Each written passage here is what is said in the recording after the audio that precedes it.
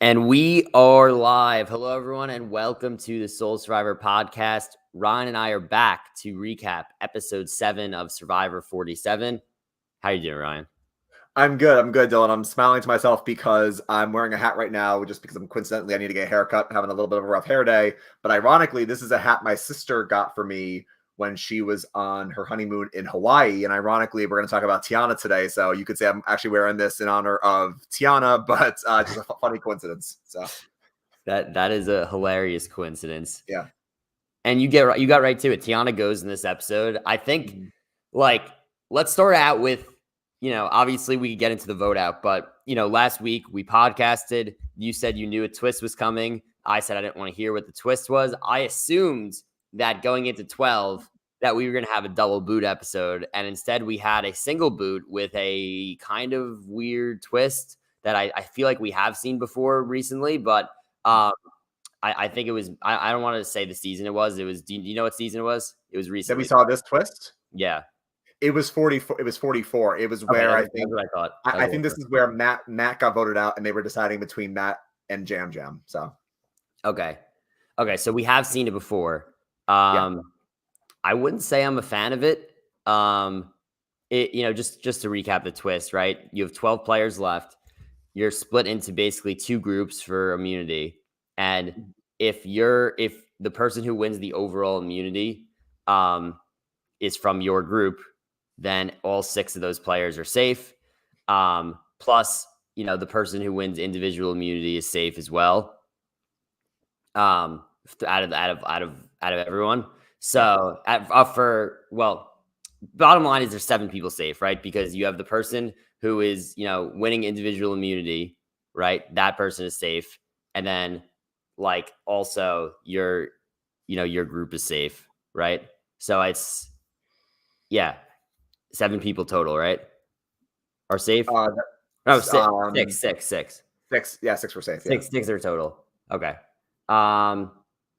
But in the reason why I got confused for a second, the bottom line here is that you had 7 safe because of an advantage that got thrown in late, right? Yeah. So that threw my numbers off real quick, because I knew that eventually 7 were safe.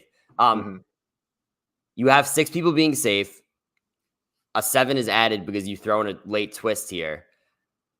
It's just, when I have 12 people that are available to be voted out, I would rather see the vote with 12 than with 5 people available to be voted out, and that's the bottom line. It allows for more options, and I've heard the argument from Jeff, right? Like, you pointed this out last week or 2 weeks ago, where Jeff has said, I prefer to have, the reason why we do the whole mergatory with, half the tribe safe is because, there's nowhere for you to hide, and bigger numbers allow for more conservative gameplay. And I see the argument, but I think the biggest difference there is that, yes, you have in a mergatory or in a twist, you have everybody's still able to vote. But to your point, not only were 6 people safe because they're half one, plus Kyle, and we'll get to it later. But then, right. So I actually screwed up. So it was 7 people safe from the immunity challenge, not 6. 6 people were safe based on their tribe winning. Yeah. Kyle was safe for his group. That makes 7, and then ended up being 8 people safe. Okay, so I was originally right. I got confused for a second. So you had 8 people safe in an episode where there's 12 people left. Yeah, exactly. So to that point, you're really just narrowing down how many people are vulnerable, which I don't think is great. And then also most of them can't vote. So I don't like this twist. So when I said last week that I knew what it was, I thought it was the classic, like you said, double boot, because I saw a picture on Instagram of the 2 different halves, the yellow team and the blue team, and I saw what the divisions were. So that's all that I saw. So I had naturally assumed, it's going to be a double boot with the 2 halves. I did not know they were going to do this twist they did in 44. But I agree with you, it was not that great of a twist. But sad to see Tiana go here. I think we both were Tiana fans. I think she ticks the box as somebody who, if they ever do a second chance, or again, we don't know what the theme of 50 is. 50 could be all-stars, second chance, it could be a whole bunch of people. Tiana's somebody who definitely, if they look for second chance type of people, I think she needs another chance, because I do think she had a lot of potential. So. Yeah, it's definitely a tough way to go out. We've had some pretty brutal boots this season with people being disappointed. This was up there with them.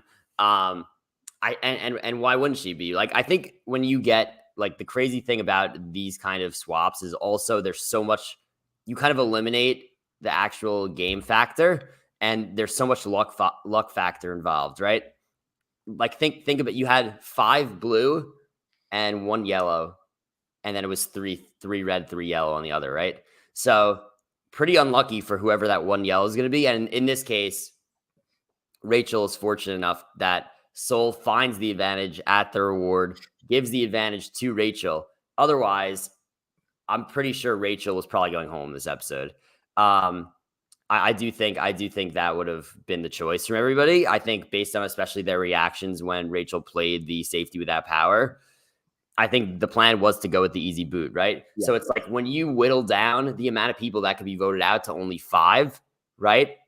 And then eventually even only 4, it's just you are eliminating the actual game factor a little bit, and you're bringing Survivor more down to luck. And Survivor is always going to be a partially luck. It always is. Yeah.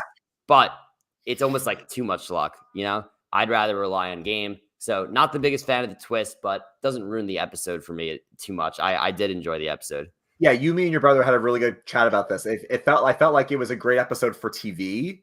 I added a lot of drama, obviously, between the shock value of Rachel getting to leave and former Tuku kind of realizing that, we have to kind of vote one of ourselves out. But like Jeff pointed out, this almost was like we went back in time to the pre-merge. If you guys had lost again after losing TK, we would have been in the same exact spot regardless. So I thought from an entertainment TV perspective, I thought it was great. But to your point, for gameplay, it did not feel the most clean from a gameplay standpoint. And I do also agree that I think Rachel was gone, not only because they all look shocked, but clearly when Tiana was trying to make a move against Gabe, she gets Kyle on board, Rachel's on board, but that's only 3 in 6. And she obviously needed Caroline's vote. And from what we've seen so far in these first 7 episodes, Caroline and Sue go hands in hand, and Caroline was not willing to budge. And we'll talk about it later. I thought Caroline did a great job at kind of like weighing her options and trying to like steer the target away from Gabe. But even when they went to the vote, even when Rachel left, I thought for a split second, I thought, okay, Gabe could be in trouble. But then I realized if Sue's not on board, and if Sue's not on board, Caroline's not going to backstab Sue. Like, it'd be one thing if Sue was like out of the game, or if Sue was on the other half and Caroline flipped on Gabe, I could see that happening. But I knew once Sue was not going to be on board for it, I knew Caroline was not going to be on board. So I knew Tiana was gone. But yeah, I think clearly they didn't have the vote. So if Rachel had stayed, then Rachel was going to go. Yes. And if you're Caroline, if you're Caroline here, like, it is the right move to get rid of Tiana over Gabe. Like, yeah. I think, right, you have a close alliance with Sue. You don't want to piss her off, right? And then the other thing is, like, if I'm Caroline, I'm like, why don't I want a Gabe shielding me the entire game, right? I think Gabe is like one of the perfect shields. And I believe that a lot of people are going to start, seeing that and using him as a shield, because he's the player that everybody sees him as like a quote unquote threat, or like potential problem, or, potential guy who's looking to make a big move. Mm-hmm. And it's such an easy target and easy person to just keep in the game, to like keep in front of you basically. So I think it was the right move for Caroline, for her. I have a lot of like general thoughts on a bunch of just random things this episode. Okay. Like, sure. I know I was just like texting you and my brother a bunch of things right after I watched the episode. And, we go from, I think we're starting to see like a clear formation of what's going to happen post-merge. And I think the beginning of the episode did a really good job of hopefully setting us up for that. Yeah. Right. And what we were talking about last episode, we said Andy is after he's seeing his name written down, right? All of a sudden, like, he's not going to be happy with that. And I said to you in the podcast, I remember I said to you last week, I said that it's going to somehow get back to him that Sam was the one who was like, okay with bringing up his name. And I told you also that my prediction for the season is that Sam is going to end up being voted out by Andy at some point, right? And look what we have here. Episode begins. Andy cannot get over the fact that his name was written down. He's staying up all night writing numbers in the sand. All of a sudden, he speaks to Soul, who wrote his name down, and Soul's like, "Oh, Sam is the one who brought you up."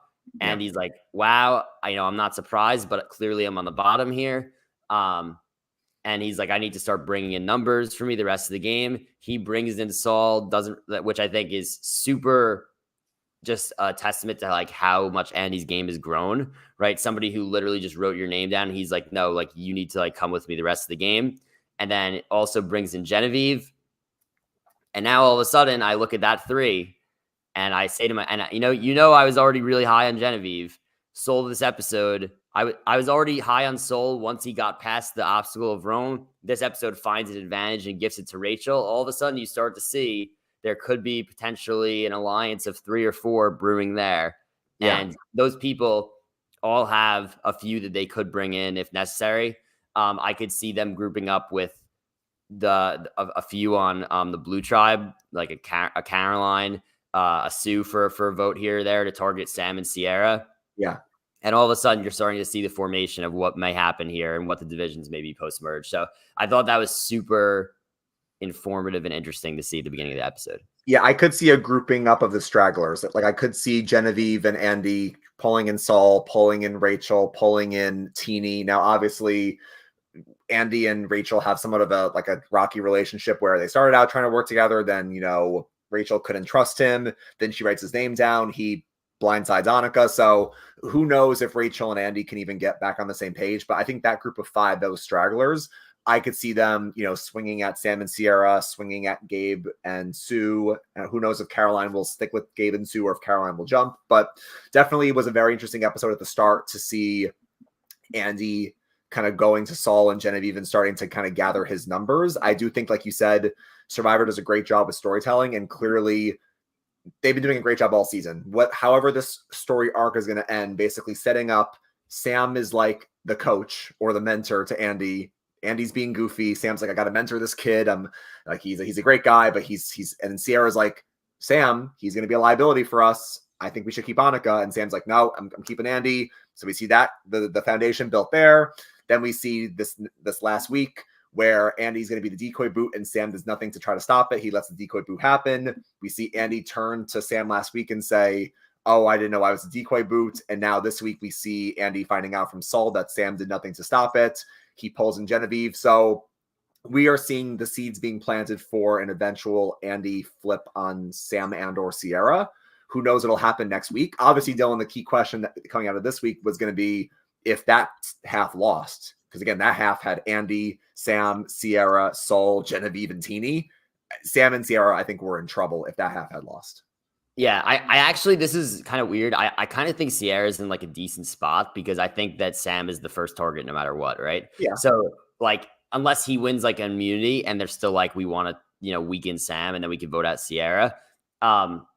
Pretty much she's always going to be hiding behind Sam at this point until he's out. And I think once Sam does get voted out, then she's kind of just be like freed of that, right? And she's going to be on her own to do whatever she wants. So I don't think Sierra's in a terrible spot. Sam's absolutely in big trouble. I don't think there's a question about that. So yeah, I mean, and the other thing that I think is so interesting here is we've seen a pattern from Genevieve now. And this is another thing I brought up to you previously after I watched the episode and it's kind of always being talked about. Like you see it in confessionals nonstop. I think everybody watching is a huge Genevieve fan. I think she's a contender to win the season. What I think is so interesting is her strategy on the Red Tribe was to, be in alliance with Rome, who was, pretty much the sloppiest player on Red. Like, he was all over the place. And you had Genevieve, who was, in an alliance with him. He gets voted out, and she attaches herself to Andy, who we consistently have been seeing confessionals from everybody about how sloppy of a game player he is, right? We see Genevieve talking about it during the reward. She's like, Andy is so sloppy. Like, I'm trying to get him to just like tone down a little bit. I'm wondering, the question will be for Genevieve, is that a smart strategy to tie yourself to the sloppy player? Or is it something that's going to end up coming back to bite her at the end? Yeah. I think that's so interesting to me. I'm curious to hear your thoughts on that strategy. I sent you that. Yeah. Yeah. Well, I sent you that meme where it was like the classic, the GTA, like, oh shit, here we go again. This is the same thing with her going from Rome to Andy. I think it's an interesting strategy because I've gone back and forth on this because I think back to other players that are chaotic, like, an Abby Maria or other players that have that type of like energy to them, where it's like, on one hand, do you align with them because like you're saying, you can kind of hide behind their chaos. They're going to be a shield in front of you. They're going to be somebody that will, and not only can they be a shield in front of you, but if you go TM with them, you're going to get votes over them for sure. The problem though is that logical players, I think, want to play with other logical players. If you can get that chaotic piece off the game board, it makes it very simple, because all it takes is for one slip of the tongue or one thing of like Andy going rogue, and then it sinks Genevieve's game. So it's I think it's a very high risk, high reward strategy. I think if Andy, you align with him, he's a target in front of you, he's chaotic, and you can get votes against him in the end, I think there's all the benefits. You have to just hope that he doesn't sink your game with any sloppiness. But I think Genevieve, from what we've seen so far, is going to be able to navigate that. So I like her teaming up with Andy. And I think anytime you can get the stragglers together is a great strategy, because you have these tight bonds of like Sam and Sierra, Caroline, Gabe, and Sue. When you have these tight duos and trios, like I said, they get very dangerous as the game starts to go on. So by pulling in other stragglers that don't have a key alliance member, I think it's very great from Andy and Genevieve, and we're definitely seeing their path in front of them. So I'll be very curious to see what happens next week. That, if this alliance stays in, the Andy Genevieve Soul alliance is going to be one of the most rooted for alliances of the new era, because I already see they're three of the favorites, I think, from like Survivor Twitter, from what I've seen. So yeah, and credit to Soul, by the way. This episode made me start to think about like the rest of Soul's edit, and like I think he's in a really good spot, and I think he's a contender in this game.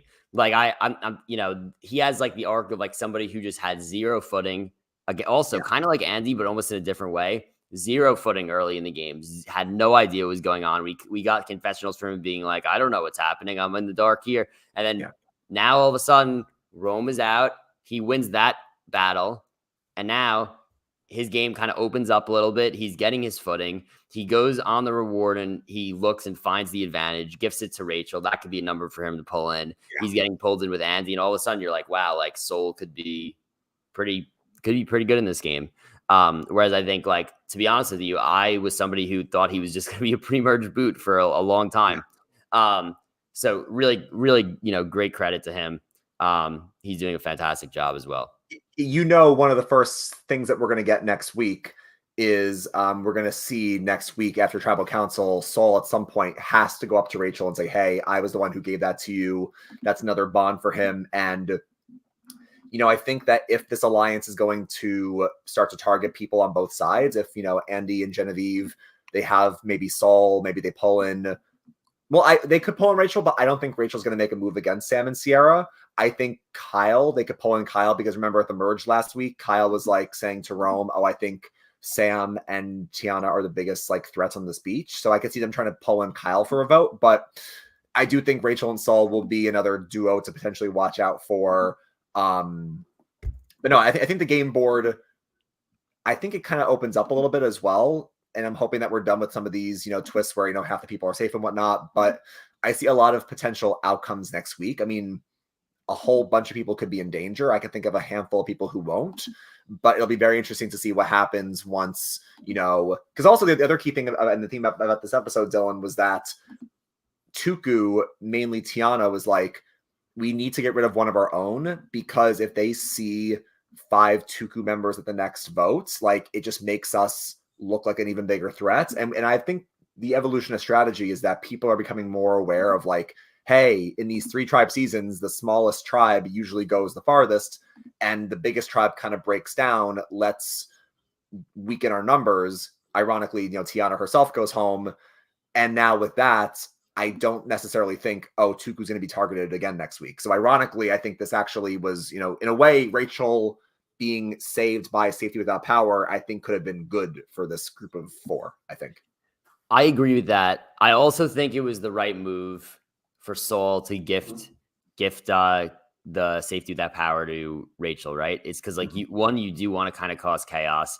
2, it was smart to get out one member of the blue tribe because you don't want to risk them having potentially a strong 5. Like you don't really know what their dynamic is. Like they could have a strong 5 and then all of a sudden it gets way tougher for you to get numbers.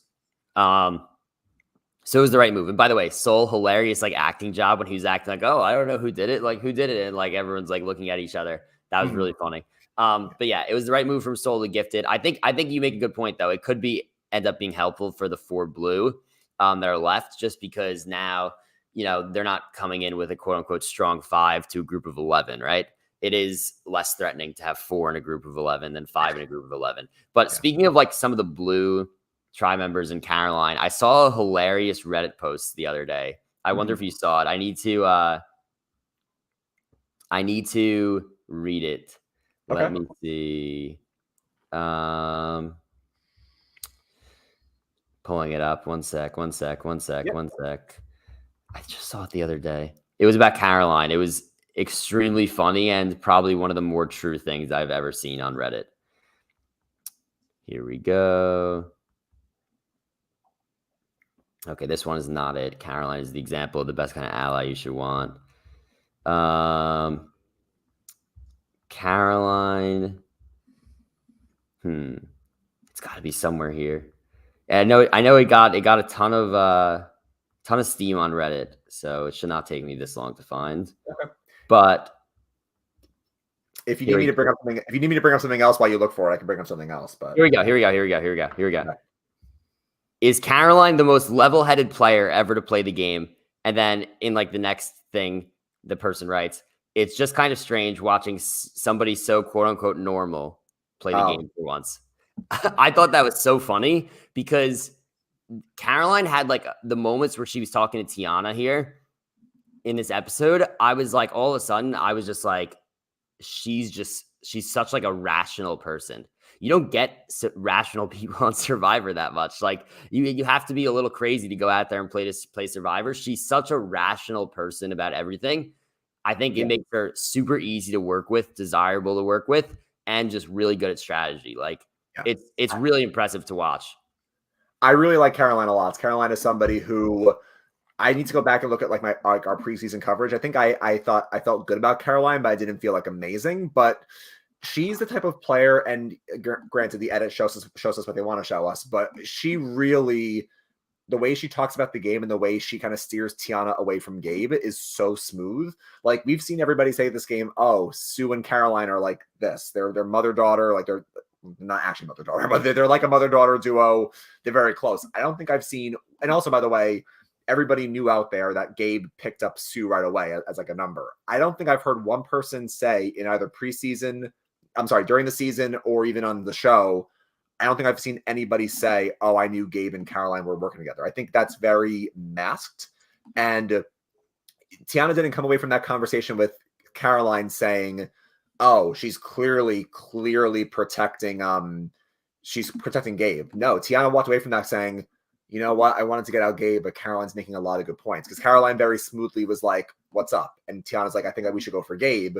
And Caroline's like, I see your points. Like that would weaken that would lessen our Tuku numbers, but that would make us less of a threat. So maybe Gabe should go. But you know what? I see Rachel as the biggest threat in this game. She's a social player. She's connected to a lot of people. And whether Caroline believes this or not, this was a great move by her as well. She's like, I think Rachel's the glue of that yellow tribe. And clearly, like, Sam is like the glue guy, like he said, but she says like, I think Rachel's that glue. And if we break out Rachel, then that whole group kind of fractures and she's connected to so many people. And Tiana's like, shit, that's a really, really good point. Whether Caroline believes that or not, or whatever, but like the way she steered her away from Gabe and didn't come away from that thinking that she was protecting Gabe as an ally, I just thought like, that's the type of player, not gonna make any like wild comparisons to like, Kim or whatever, but like when you can see somebody steer conversation so effortlessly, that's a sign of a really good player. So. Yeah, yes, it's so like, and like she kind of just like convinced Tiana, it seemed like pretty quickly, like that was not the right move. Yeah. And it was so impressive, right? Like as soon as she was like, I really think like you're right, but like I really think Rachel's like, the most threatening player in the game. Like I like her, you like her, like that's the issue, right? Like it's so the way that she just instantly like kind of convinced her is pretty telling, I think. And I'm excited to see her operate at the merge as well. In terms of like Gabe and Kyle, I have I have a lot of mixed thoughts on both. Kyle is inevitably going to be voted out because he's too good at challenges. I think that to me, his arc is clear to me. Like he's gonna be a player that becomes a threat when he wins like three or four immunity challenges, and as soon as he loses, they're gonna be like, oh well, look who lost today. Look who doesn't have the necklace, and then he might be in trouble. Gabe, I just can't see it with him. We're getting the edit from him as the player that always wants to make the big move, consistently wants to make the big move. And yet like we aren't really seeing him like get his footing, and he's consistently being brought up as a huge threat. So he wants to make the big move, but everybody sees him as the guy that wants to make the big move, which is the issue, right? Is like, if you want to make the big move, you don't want people to see that you're the guy who wants to make the big move, right? Yeah. And that's his issue. And I think I have some questions about his social game as well. I think, he did a good job kind of partnering with Sue and Caroline, but I don't think really anybody else has any desire to work with him at all. When you just said everybody knows that Gabe wants to make the big move, you know what that just reminded me of? That reminded me of Michaela in Millennials Gen X. I don't know if you remember this confessional when she was like talking a lot of trash on Figgy. And she was like, Figgy wants to make all these big moves and everyone sees it. She's like, she wants to be the magician walking in with the bunny, but you can't walk in with the bunny. You got to make the bunny come out of the head. Just made me think of that.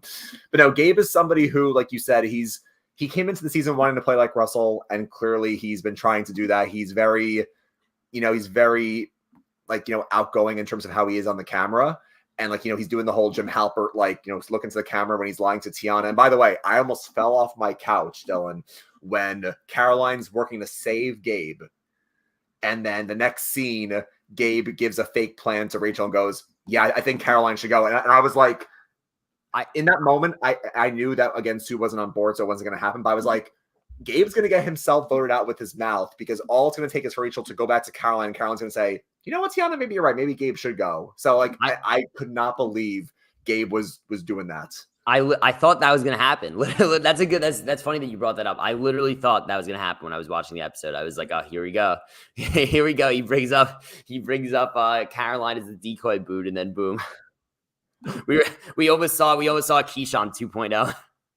I literally could not believe that, because obviously Gabe was, lying to her just to show that way she would not play her shot in the dark. But like, and granted, maybe Rachel would not have believed Sue. Maybe she wouldn't have believed another name. But like, I cannot believe he did that. And I guess he's lucky that Rachel didn't go back to Caroline and say, oh, Gabe is throwing out your name. But no, I think he's lucky that Sue has an idol, and also that Caroline did not want to flip on Sue there. But no, that was some sloppy gameplay from Gabe. And I think you're right. I think Gabe is somebody who, I've been texting you this, I think he has one of two endings, because I don't think he's going to win. The way I think Survivor portrays their winners in a usually positive light or a favorable light, and I don't think him calling people his pawns constantly makes him look great. So I think he's going to clearly get like a Rome type of downfall edit around like final 9, 8, 7. Or he's going to get to the end at some point because they're like, oh, Gabe can't win, and Gabe will be a losing finalist. But no, I mean, he's definitely getting that villainous edits. Now, whether he, is an actual villain or wants to be a villain is a whole separate question. But that was a wild scene. Yeah, I don't know. Weird vibes from him that I can't figure out. I'm starting to figure them out, I should say. Like, I think you're right about his final arc, one of those two. Yeah. What, like, is there anything else that we missed from this episode, or do we want to? I had like two small things. I mean, we covered the bulk of it. Yeah. We covered most. The two things is that I forgot that Saul had to choose which advantage to give Rachel. I forgot about that. I was because we're looking at the notes. I thought he just gave Rachel safety without power. I forgot he also could have chose to give her a block of vote, which just not a vote steal, just stop somebody from voting. Now, I think.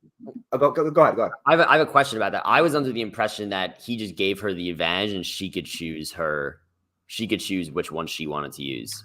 Oh, you know what? I need to go back and watch the secret scene. I didn't get to watch it, but there was a secret scene where Rachel finds it before Tribal. I thought he picked and gave it to her, but maybe you're right that he gave it to her and she got to pick. I think either way, in this situation where it's a 5v1, safety without power is a no-brainer for both parties involved. Whether Sol, Rachel, whoever had that choice, it was a no-brainer over a block of vote. So let's just go with the scenario that, and I have to go back and look, but let's just say he gave her the block of vote, or let's just say Rachel chose the block of vote.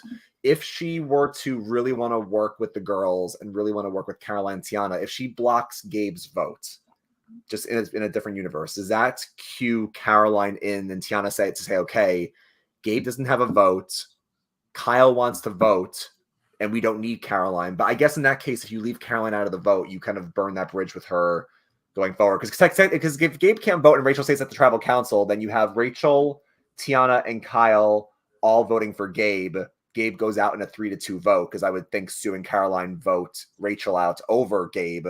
But then you run the risk of saying, okay, Caroline won't trust us anymore. So I think you're right. I think for both parties, whoever chose safety without power, I think that was the right move. Because even though you could have gotten Gabe out with a block of vote, I think that burns that bridge with Caroline. I don't know if the block of vote would have worked though to get out Gabe. I don't think it would have, because you only would have went home with the block of votes. You're only blocking. How does a block of vote work? So Rachel would just stand up and say, "I'm going to block Gabe from voting." Right. So there would be 5 votes. Right. And Gabe wouldn't vote. And if Rachel was going to join up with Tiana and Kyle anyway, they have the votes to get out Gabe without. Yeah. I feel like Rachel was the vote though. That's the thing. Right. Okay. I don't think so. I'm under the assumption that Rachel was the vote, and whether a vote was blocked or not, she was still going. So that's why to me it was like safety without power was the right move. And you're right, by the way. I just looked at the secret scene on my phone really quick. So Sol didn't choose. Sol sent her the choice and she picked. Yeah. And it looks like in the scene she's going around to Tiana and she's going around to, I guess, other people, and she's trying to figure it out. And I guess she chooses, like, you know what, it's just safer for me to get out of here. So yeah, that was okay. Is it the first time safety without power was used since Winners at War? No. There was one other time where it was 41, but it wasn't 41, maybe. Okay, here we go. I just pulled up the Wikipedia article. So it was first seen in Islands of the Idols, but I don't think it was ever like, Janet never used it. Then we saw Jeremy use it and kind of saved himself at that tribal council where Tyson went home. Yeah. Then Bruce went on a journey, and then I think Drew got safety without power, but it went to waste because Drew never needed it. And then now, so you're right. We basically only saw it used once, but it's existed in other ways. Interesting. I kind of like it, but it depends on what episode it is. Yeah. Oh, you know what? I mean, I have to give Survivor credit because on one hand, it's kind of a meh kind of advantage, but to be fair, the 2 times it's been used, it saved the person going home. Now, Drew obviously would have never needed it, but like for Jeremy and Rachel, they both clearly needed it that night, so it has worked. Yeah, very, very interesting. The one other thing I was going to say in the episode, because I know you wanted to kind of like look ahead as well. The only other thing I want to mention, just because this happens all the time, it's the classic discussion, Dylan, of a women's alliance. And Teeny says early in the episode, I would love to get the girls together. I would love to work with Tiana and Rachel and Sierra. A women's alliance, it always gets talked about. It never works out. And Tiana's like, yes, I want to get Gabe out. Let's maybe make this happen. And then we have the split tribal in that case. But yeah, we'll see if a women's alliance works. But like Teeny says, they always talk about it. They even did a flashback to the Black Widow Brigade in Micronesia. Obviously, a little bit of a one world erasure with Kim and the crew. But yeah, we'll see if it happens. But like Teeny says, it never works out. Why did they edit stuff like this in like every season if it's not? They know the fans love it. That's like they have to throw the flashback to Micronesia in there. Like, we give me one vote of them voting together, and then you could throw the flashback in. But yeah, it is funny to, like, I guess they are playing to the fans obviously with that. Yeah. Looking ahead, I think like we weaved in a lot of stuff this episode. We were talking about like our perceptions of how everyone has changed. I think next week, if I had to say who's in the most trouble, I'm going to say Sam is in the most trouble, right? I think that was pretty clear to me. I would say the other players that I would keep an eye on, Gabe, for sure, especially after some stuff that we saw this week. I would say my dark horse to go home is a Kyle, who again, if he loses immunity, they might be like, oh, we're never going to get him out. This is it. And just vote him out. So those are probably, if I had to guess, my top 3 most danger. I guess you could throw. I could throw Sierra in there as a 4th if Sam were to win immunity, and then maybe they're oh, we just vote Sierra out. But I think, like I said, I think Sierra. I don't think Sierra is in a ton of danger. I think it's they want Sam out, and then Sierra will be available to work with everybody else. So you said Sam, Gabe, and who was the 3rd? Kyle, if he loses immunity, strictly because I think people just are probably going to be oh, he could win the next 4, which he probably could. He's going to be really good at every challenge. Yeah. Yeah. I mean, Kyle's won 2 challenges already, although I guess to be fair, he didn't technically win this one. He just was the last one standing of his team. And then because he technically Teeny and someone else outlasted him. But Kyle could get targeted potentially. Especially if he wins one more. If he wins one more, then he's definitely going to get targeted. I do think Sam and Gabe are in the most trouble. I think it's going to come down to, like you said, who ends up safe at this next immunity challenge. I think that Andy and Genevieve are going to start to make moves together because they wouldn't show us that duo kind of plotting in the sand if it wasn't going to lead to something. So I do think that next week, the question is if you're Andy, and Andy's definitely getting that redemption arc in a way, does Andy think that's too soon? Because we're at final 11. The jury's going to start. We're at final 11. If he takes a swing at Sam here at 11, is that too early? Because on one hand, yes, you get Sam out. Sam does not have your best interest in mind. I mean, if Andy's going to be a perpetual backup option, yes, maybe getting Sam out will help with that. But on the other hand, if you get Sam out and Sam's not going to be writing your name down, do you go after the Gabe, Caroline, and Sue trio? Do you go after Kyle here as a threat and you say maybe we can get Sam out at final 8 or 7? But then again, Sam's that type of guy where Sam could also win some challenges as well. So I think the key question is clearly Andy is going to gun for Sam at some point. The question is it too early to do it at final 11? My complicated answer to this question is I don't think it's a black and white, is it too soon or is it not? It is too soon if people see you as the guy making the move. It's not too soon if people just see it as a block of 7 that grouped together and then made the move, right? Because I don't think people are going to fully catch on that Andy led the charge voting out Sam, right? There's so many people left, right? I think when you get down to 8 or 9, it's clear who the guy running the votes are. Right now, they kind of just merged. There are 11 people. It's if Sam gets voted out because he gets 7 votes, it's are people going to really pin it back and be Andy was the guy running it? And then in that case, I'm I don't know. I don't really think it's too soon. I think, I think you could even make an argument the way that Andy's perceived by everybody else. Again, he was last in the schoolyard pick, right? Last in the schoolyard pick, and he also was the first one out of this challenge too. I don't think people are seeing him as some mastermind that's pulling together numbers, right? And in that case, you could vote out Sam and not worry about it, right? However, if he pulls together multiple moves in a row, that's when people start worrying. So if that's when people would start worrying about him. So if I were him, I think it's not too soon. I would just make the move. However, I would probably just lay low for the next few votes after that and not really leave a trail of that. It's you, I would, to quote Gabler, I would come up, strike, and then go back below the surface. Right.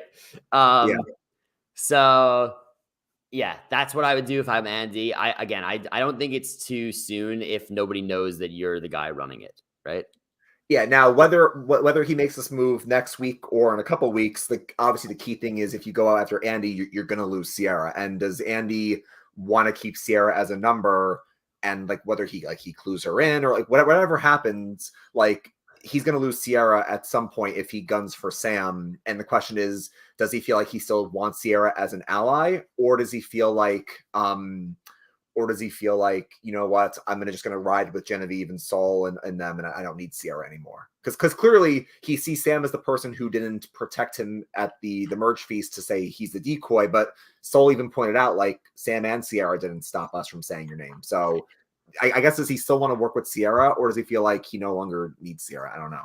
I think he doesn't want to work with her anymore. Personally, I think he feels burned. I think he feels he was expendable to them, and now he's going to kind of gun for them. The other key thing, Dylan, I want to look ahead to next week about is, you know, I don't think this was an easy decision for Caroline. Like, clearly, it wasn't like, oh, Rachel gets to be saved with safety without power, and then Caroline goes, okay, Tiana, you can go. Clearly, when they all stand up and it's the live tribal, you know, Caroline's kind of like, you know, she's like, Sue is even like, what's Caroline doing? Like, Caroline's like, you know, she seems kind of quiet. She's like not talking that much.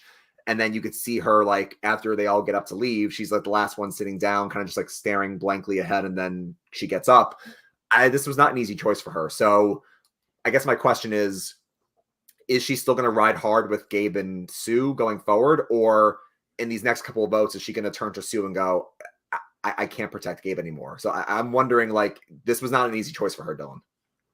I think if I'm Caroline, I would try to ride out Gabe like for like a couple more, and then I think you just cut him loose, right? I think her and Sue are tight, I think, until one of them goes. But I think Gabe, you having a strong 3 in a try, and when there's 11 people left, is so important. I mean, we saw a group. I always come back to like season 45. A strong 4 really gets you a long way, right? A strong 3 is also really good, right? So if you have strong 3, you need 6 votes, right? You need 6 votes in 11 people to vote to get the majority, right? Assuming no advantages and stuff, you need 6, right? If you have 3, you already have half that. You could literally just bring in 3 more and you have the majority. If you have 4, it's even better. So I feel like for Caroline, it's in her best interest to keep Gabe around for a little bit longer. However, if he becomes like a problem and a huge threat and puts a target on their back, I think that's when you, like, you know, like you said, a lot of people don't really suspect that they're working together. So when it does come time to cut him loose, I think, you know, you could cut him loose, but I would try to make sure that the target stays off him for the next few weeks. And that's the key too. Like, the whole key about having that strong 3 or strong 4 is that, like, it's so much more powerful if people don't know you're that close. Like, again, going back to 45, we said this in the podcast every week. We were like, how is no one targeting the Red Alliance, the Reba 4? It's so obvious to us on the TV screen. The Bellows, like Kelly and Bruce and Jake, they're all Couture, they're all Spider-Man, they're all firing at each other, and no one's looking at Red at all. And we were screaming at the TV, and we find out after the season, like, it was they did a great job at kind of hiding it. They did a great job at making it not obvious they were a group of 4. So to Gabe, Caroline, and Sue, to jump back to the present day, like you're saying, a group of 3 is very powerful, especially if no one knows it. And from what we've seen, it doesn't seem like anyone's aware that Gabe and Caroline are as close as they are. They know Sue and Gabe are close, and they know that Sue and Caroline are close, but no one's kind of saying that's a trio and that trio has to go. The most obvious alliance in the game clearly is still Sam and Sierra. That's been talked about since the pre-merge of how close Sam and Sierra are. So that they seem like, to your point of who's in danger next week, that seems like the most obvious peg on the board besides Kyle, who's winning these challenges. Yeah. I think everything there you said is accurate. I think Sam's in big trouble. He's in big trouble. I can't see it. He could go on an immunity run and save himself, but like, I can't see how he's either going to need to find an idol, get an advantage, immunity run. Like, he's in big trouble. But the thing about him is, like, I don't think he sees it coming. So that's the big issue here, is like, I think his ego's pretty big right now. Like, I don't think he would see it coming at all. He has not picked up on the fact that Andy is kind of turned. I think from what we've seen, he still thinks Andy's in his pocket and Andy is expendable, but I don't think he's picked up on, from what we've seen, that Andy's like making moves and kind of setting up his own soldiers. Speaking of idols and stuff, just to do a quick tally, because I know it's helpful for us and for people, is the only advantage in the game still Sue's idol? I don't think there's another advantage in the game, because obviously Rachel's got, used tonight. I don't think there's another advantage in the game. I think you are correct. Rare for New Era Survivor. something else is getting thrown in there very soon, if not next Yeah. episode. So Yeah, I don't think anyone else has anything. I think all the one-time use idols have been burned. Sue has her regular idol. I mean, I wish if anyone's listening, just feel free to correct us. But yeah, I don't think there's any other advantages in the game. there's got to be an idol out there somewhere. Well, so did you watch the preview for next week? I did, but I don't remember it, honestly. Yeah, so I only remember, I'm not going to say it, but I only remember one thing about the preview. Now, what's up? I said the preview, yeah. Yeah, it doesn't pertain to an actual advantage, but I remember one thing in the preview, but we'll see if that leads to anything. So interesting. All right. I think that's all I have for today. Yep. I think we pretty much got everything. But excited for next week, and we will be back probably next Sunday doing the same thing. Yep. Actually, last quick thing I'll say, Dylan, before we head out is that we will see you next week. I was gonna say, because I have had some friends ask me in my group chats, because I have a couple of them who are behind. They're like, "Is the season good?" And I think what I've said to them is what we were talking about last week, where I said to them, it's been very consistent, right? I think it's been a very consistent season. I don't think it's reached like the highs yet of 45 and 46. Although to be fair, this blindside of Tiana felt very similar to the Kelly blindside, where it's just like, betrayal, like Tiana's like shocked and tears. Kelly was the same way. So I don't think we've reached like the highs of the last 2 seasons yet, but I do think it's been a very consistent start. And I think even though the cast has been good, not as like dynamic. I mean, last season's cast was crazy, but I think we were heading in a good direction though. Would you agree? Yes. I think, like I said, I think 45 and 46 started down here, went way up. 47 started up here. The question will be, does it stay consistent? Does it get higher? Does it kind of come down a little bit? So I think we're kind of still in that consistent track right now. Yeah. And again, we're also coming off of a season with like, Q and Venus, and like we're coming off of a season with like crazy characters. And I feel like this cast, other than maybe like Gabe and some others in Rome, I feel like this cast is like very like measured. Yeah. So no one's like jumping off the screen like insane yet, but I mean, we'll see what happens. I think, like you said, now that we got through this twist, and now we can see Andy and Genevieve getting their soldiers, we could see a lot of crazy stuff happening, hopefully. Yes, looking forward to it. Yeah, but we will see you all next week for episode 8. We're coming down the season fast, but grab your torches and head back to camp. Good night.